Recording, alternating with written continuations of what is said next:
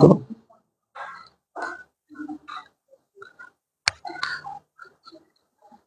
हाँ तो बच्चों कैसे हैं आप लोग? ठीक है, कोई प्रॉब्लम? No sir. देखिए प्रीवियस क्लास में हमने आपको बताया था principle of transmission of optical fibre, ही था ना जी। अभी हम क्या बताने जा रहे हैं? Important question, very very important question, acceptance angle and कोण। एक्सेप्टेंस एंगल एंड कोण। एक्सेप्टेंस एंगल है क्या? तो एक्सेप्टेंस एंगल वो मैक्सिमम एंगल है जिससे लाइट क्या करती है? फाइबर में एंट्री करती है। ये आपका एक्सेप्टेंस एंगल कोण का है, आपका हमने ग्राफ बनाया है, फिगर बनाया है। ये आप देख रहे हैं कि ये क्या है? आपका कोर, और ये क्या है? क्लेडिंग। कोर क्या होता है? सेंटर में रहता है, और क्लेडिंग क्या रहती है? उसके चारों तरफ एक बाइंडिंग की हुई होती है, जो प्लास्टिक, ग्लास या दोनों के कॉम्बिनेशन से बना होता है। किससे? प्लास्टिक, ग्लास या दोनों के कॉम्बिनेशन से बना होता है। जैसे आप बिजली का वायर देखते हैं, सेम उसी तरह रहता है, ठीक ना। अब आप देख रहे हैं कि ये कोर है और ये क्या है? क्लेडिंग है। हमने अभी क्या कहा कि acceptance angle is defined as the maximum external incidence angle, ठीक है ना जी। यानी कि मैक्सिमम ए एंगल, ए जिसे कहो कि लाइट क्या करिए? फाइबर में एंट्री कर रही है। वो एंगल कितना है? Maximum incidence angle phi naught. कितना है? Phi naught. Where n naught is reflective index of air, N1 is refractive index of core, N2 is refractive index of cladding. N2 is refractive index of cladding. ये क्या है? Maximum incidence angle phi naught. अब light यहां से entry कर रही है, वो कहां आ रही है? एक कोर पाक स्ट्राइक कर रही है, यहां से क्या हो रही है? रिफ्रेक्ट हो रही है। क्या हो रही है? यहां से वो रिफ्रेक्ट हो रही है, और रिफ्रेक्ट हो कहां आ रही है? कोर क्लेडिंग की सरफेस पाक स्ट्राइक कर रही है, और यहां से क्या हो रही है? फिर यहां से रिफ्लेक्ट हो रही है। रिफ्लेक्ट होकर के लोअर सरफेस पाके कोर क्लेडिंग के बाउंड्री पाके स्ट्राइक करी है, और यहां से क्या हो रही है? फिर वो रिफ्लेक्ट करिए, फिर ये रिफ्लेक्ट करिए। ये प्रोसेस कंटिन्यू होता है, जिसको हम क्या बोलते हैं? टोटल इंटरनल रिफ्लेक्शन, यानी कि TIR कहते हैं। TIR कहते हैं। अब आप देख रहे हैं कि यहां से जो एंगल, रिफ्लेक्शन एंगल जो है वो क्या है? φ1 है, और यहां जाके स्ट्राइक क्या है? फाई। जितने एंगल से स्ट्राइक करती है उतने एंगल से क्या होती है? वो रिफ्लेक्ट भी होती है। यानी कि दोनों एंगल क्या है? सेम है। ये भी फाई है तो ये भी क्या है? फाई है। दोनों क्या है? फाई है, सेम है। ये प्रोसेस कंटिन्यू चल रही है, कोई डाउट? अब आप देख रहे हैं according to Snell's law, according to Snell's law, from Snell's law, incidence angle phi naught, incidence angle phi naught is related to the reflected angle phi 1, ठीक ना। यहां से आते हैं। अब आप देख रहे हैं कि N1 क्या है? रिफ्लेक्टिव इंडेक्स ऑफ कोर, और N0 reflective index of air, यानी कि N1 upon N0 equal to sine phi naught upon sine phi 1। आप जानते हैं स्नेल्स लॉ क्या होता है? म्यू इक्वल टू क्या होता है आपका? Sine i upon sine r. I यानी कि यहां पर क्या हो गया? फाई नॉट, और आर क्या हो गया आपका? फाई हो गया, φ1, ठीक ना। कोई डाउट? अब ये लिख दिया। अब इसको हम लेकर मल्टीप्लाई कर दिए तो N0 sine phi not equal to N1 sine φ1। अब आप देख रहे हैं in right angle triangle x y and z, x y and z, इसमें क्या हुआ? ई angle phi plus φ1 plus 90 degree equal to 180। तो यहां पर हम क्या लिखे? यहां पर φ1 plus phi equal to 180 minus 90 equal to 90 degree, यानी कि φ1 plus phi equal to 90 degree. तो क्या हो गया? φ1 इक्वल टू 90 माइनस फाई। कोई डाउट? No sir. यही क्वेश्चन नंबर 1। अब यहां से हम लेकर चले हैं, फिगर को रख कर दे। कोई प्रॉब्लम?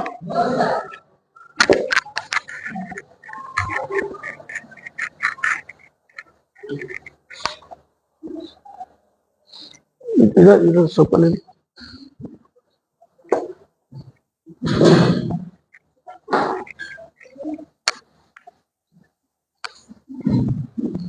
ठीक है। अब हम putting the value of phi in equation number 1। अब देखो putting the value of phi 1, putting the value of phi 1 in equation number 1, then तब क्या हो जाएगा, then n naught sine phi not equal to n1 sine क्या हो जाएगा 90 minus five, sine 90 minus theta equal to cos theta, यानी कि हो जाएगा आपका n naught sine phi not equal to n1 क्या हो जाएगा ये कॉस फाइव। ठीक है। अब यहां से हम क्या करेंगे, इसको हम इक्वेशन नंबर सॉरी एक लाइन और बढ़ा देते हैं, यानी कि sine five naught equal to n1 upon n naught cos five, equation number second. Equation number second, मैंने आपसे कल बताया था कि जो इंसिडेंस एंगल होगा, इंसिडेंस एंगल यानी कि five is greater than or equal to five C, equal to five C, यानी कि इंसिडेंस एंगल क्रिटिकल एंगल से ज्यादा होगा या क्रिटिकल एंगल से कम, और इसके इक्वल होगा। ठीक है। Five is greater than or equal to five C, तो यहां पर हम क्या करेंगे, यहां पर हम करेंगे five equal to five C लेकर चलेंगे। ठीक है। यहां तो कोई डाउट, तो लिखे here five greater than or equal to five C, that implies five equal to five C, हम इसको लेकर चलेंगे। बट वी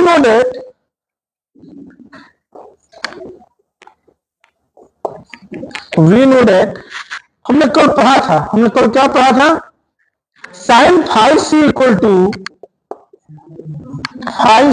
क्या था, n2 upon n1, n2 upon n1, when n2 is refractive index of cladding और n1 is refractive index of core।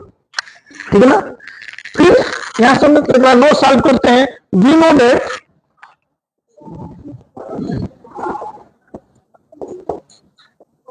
क्या जानते हैं, वी नो हम जानते हैं, क्या जानते हैं, कुछ नहीं जानते हैं। क्या जानते हैं, कुछ नहीं जानते हैं। ठीक ना। अब आप ये जानते हैं कि sine square theta equal to 1 minus cos square theta, theta. ठीक ना। इसको लेकर सॉल्व करेंगे। Sine square theta equal to 1 minus cos square theta, और थीटा में हम क्या रखेंगे, फाइव सी। तो देखिए वी नो दैट, इसको रख कर दे,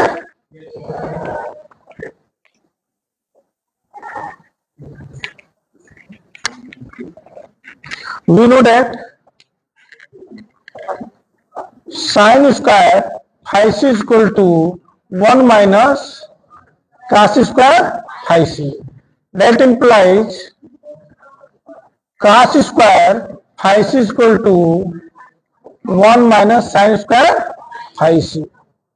ठीक है।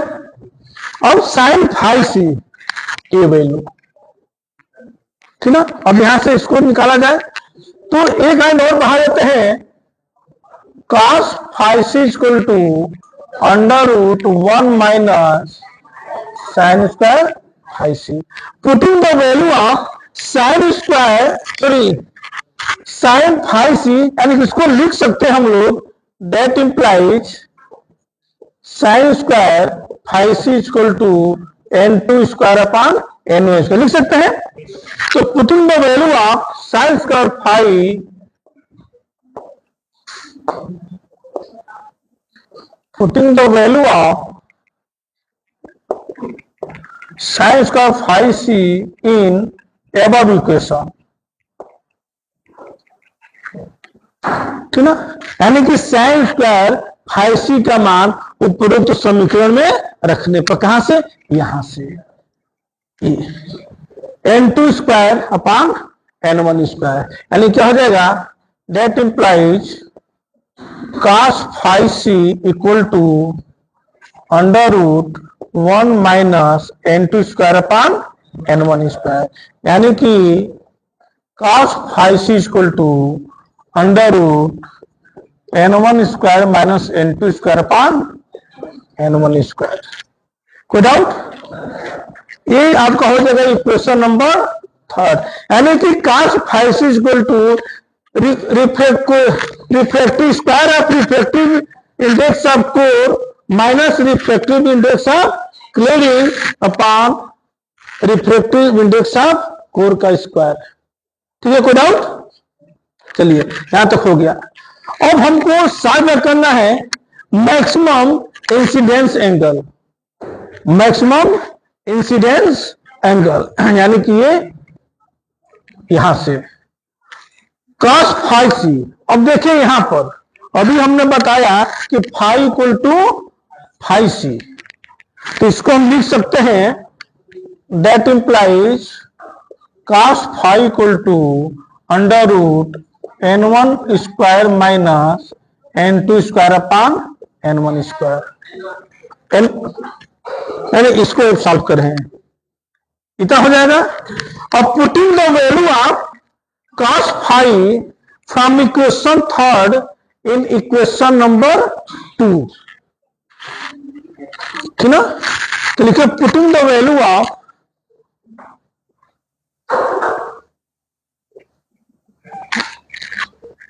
ठीक है जी, इक्वेशन नंबर 2 आपका ये है, putting the value of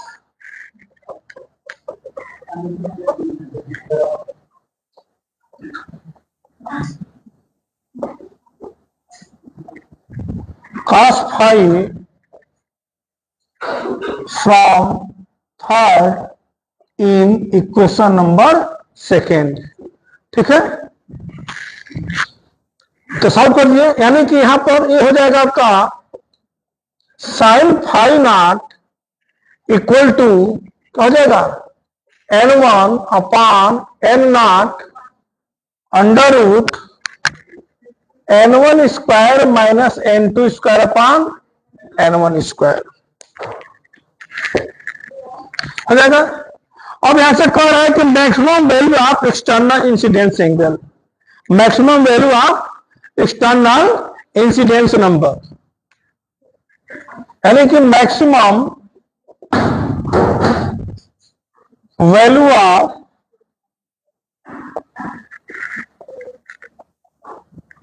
external incidence angle, ठीक ना, मैक्सिमम इंसिडेंस एंगल, तो क्या हो जाएगा, साइन फाई नॉट मैक्स, यहां क्या कर रहे हैं, साइन फाई नॉट मैक्स कर देंगे, ठीक है, क्या करेंगे, sine phi naught max equal to क्या हो जाएगा आपका n1 upon n naught under root n1 square minus n2 square upon n1 square. अब इसको क्या करेंगे हम लोग, रूट के अंदर ले चलेंगे, ये क्या हो जाएगा, n1 स्क्वायर से n1 स्क्वायर कैंसिल, ये क्या बचेगा, n naught square, that implies sine phi naught max equal to under root n1 square minus n2 square upon n naught square. Maximum external incidence angle, यानी कि phi naught, figure में क्या था आपका phi naught, that implies phi naught max equal to sine inverse क्या हो जाएगा, n1 square minus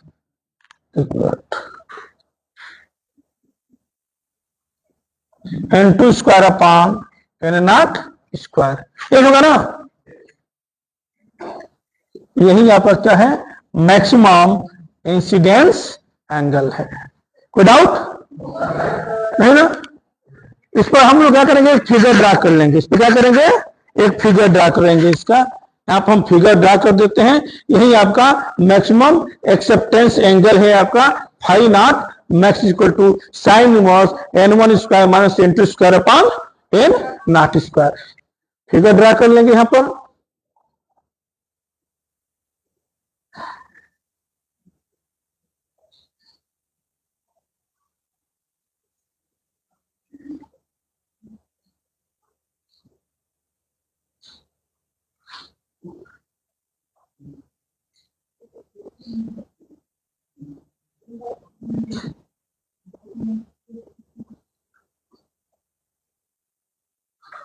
ये आपका साइन फाई नॉट मैक्सिमम, ये क्या है आपका फाइबर, फाइबर एक्सिस।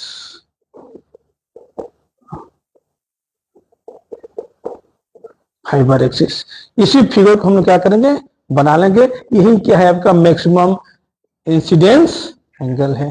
कोई डाउट किसी को, ऐसे ना इनका अवेलेबल सबका, ठीक है। अब हम कल क्या पढ़ेंगे, न्यूमेरिकल अपर्चर, ठीक ना। हम कल न्यूमेरिकल अपर्चर पढ़ेंगे। कोई प्रॉब्लम किसी को है ना, यूट्यूब चैनल पे इसको डाल देंगे, आप लोग वहां से देखते रहिएगा और इसका हेल्प लेते रहिएगा। एग्जाम के लिए बहुत इंपॉर्टेंट है, बहुत इंपॉर्टेंट क्वेश्चन है, ठीक है। चलिए।